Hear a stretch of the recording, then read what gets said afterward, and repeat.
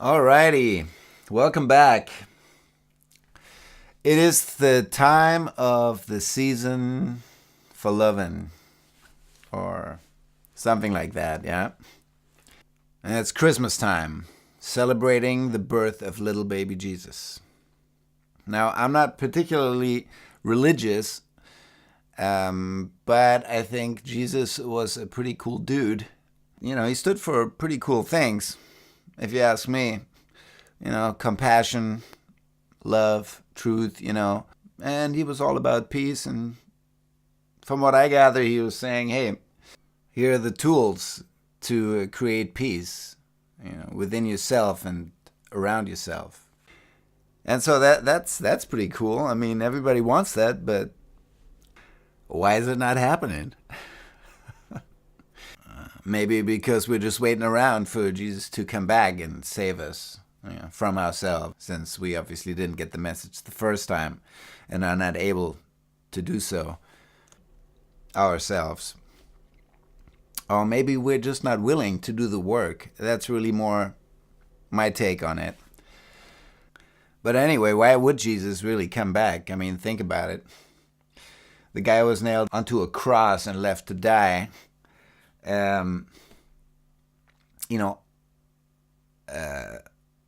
All his friends turned out to be traitors. I mean, they just even denied that they knew him after. There was actually no sign of courage whatsoever. And what a disappointing feeling it must have been for Jesus, to digest all that.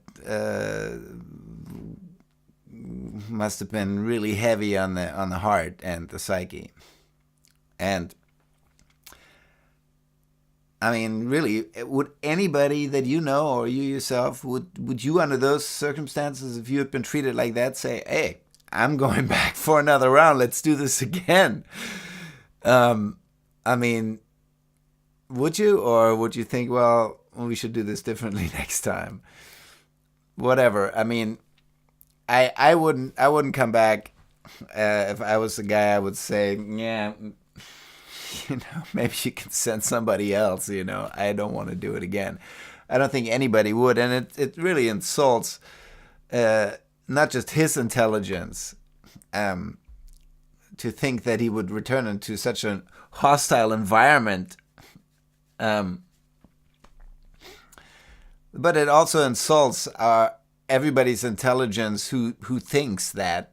That's always amazed me, how naive and convinced at the same time people can be to think that. And a lot of Christians that I've met, they don't actually exhibit Christian values, and they're not very open for a discussion, especially when you present this idea. All of a sudden, you're a public enemy number one. But it's a reasonable thought. And why shouldn't it be discussed? I mean, if the guy actually comes back, if you're a Jesus fan and you want Jesus to come back, wouldn't you want to create an environment where you make a person like that feel comfortable? And also think about that. I mean, I've had this discussion quite a few times, and I say, how would you recognize Jesus if he came back? And then they refer to the Bible. Well, he comes with horns blowing on a white horse and wah, wah, wah. It sounds like, a Hollywood event. And I'm saying, well, what if he came cruising down the road in a white Porsche convertible, blasting All You Need Is Love on the stereo? I don't know. I mean, I don't know. Again, if you had this previous experience of being nailed to a cross for all your good deeds, and you were to come back, now would you want everybody to know that you're back and make a big Hollywood production out of it? On top of that, I don't think so. Try to put yourself in the shoes of the guy. Now let's think this through just for kicks, okay? So seeing how the Earth is still a pretty hostile environment, Um, we definitely don't want to, make it a public thing. You want to do it sort of incognito, so to see who's even worthy of receiving in the first place and check out where you're safe, Not making himself known, but through his incognito appearance, like say, he would this is what I would do. I would say, well, let's see who's actually done the work, who's really cool, without knowing who they're talking to. Like if they're good to everybody and they're awake and they really live by these these ethical and moral suggestions, let's say, then they will take me in whether I am somebody or not. They don't judge me according to my clothes or according to my status. I mean, as far as I know, Jesus could be the homeless dude sleeping under the bridge, just to check out how people really are. And then to say, oh, okay, there I can go. Those are the people that have done their work and they got the message, because they really exhibit the values. You proceed with extreme caution, and make sure you check people out on that level. I mean, that's how I would do it. That makes sense to me. I mean, who would want to be crucified twice, Or another response to would you recognize Jesus if he stood in front of you is, well, his presence, I would feel the presence, and I'm thinking it's so naive, and it's a preconceived idea of it's their own preconceived idea that they have about Jesus, without really putting themselves in his shoes. It's stupid.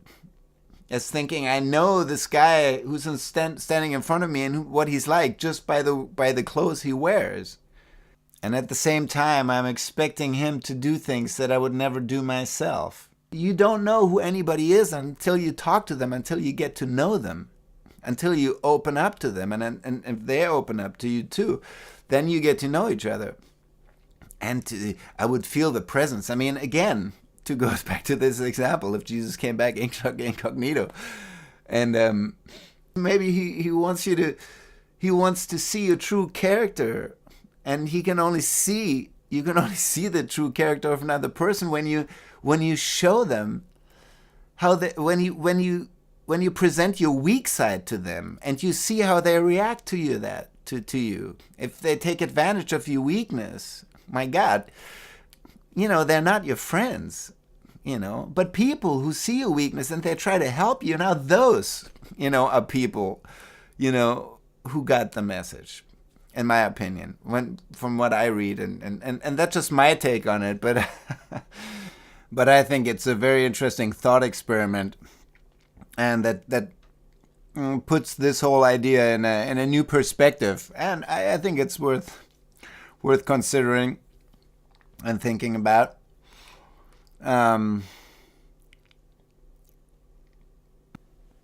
Because,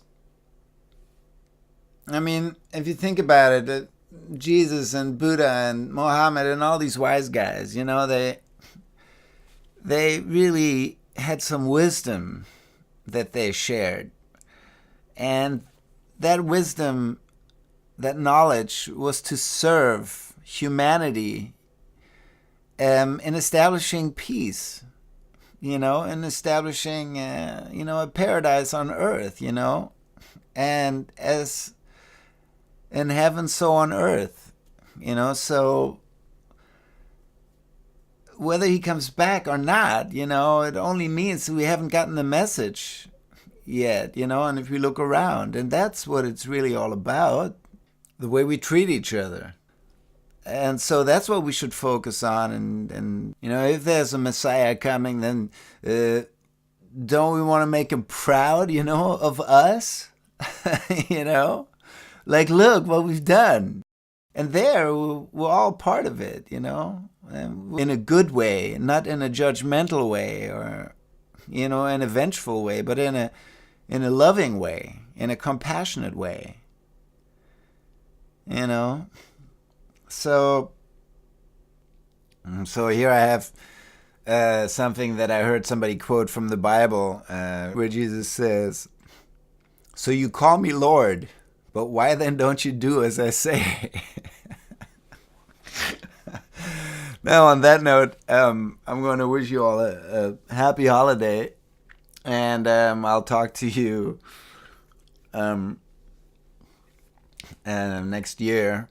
Probably end of January. I got to finish up some other things, but yeah, why don't we do as he says? It's not like he has anything bad in mind for us. Okay, so if you're feeling compassionate, and loving, hit the subscribe and give us a like, and let me know you care. Okay. It's completely free of charge and there's no strings attached. All right, thanks for listening and happy travels. See you next year.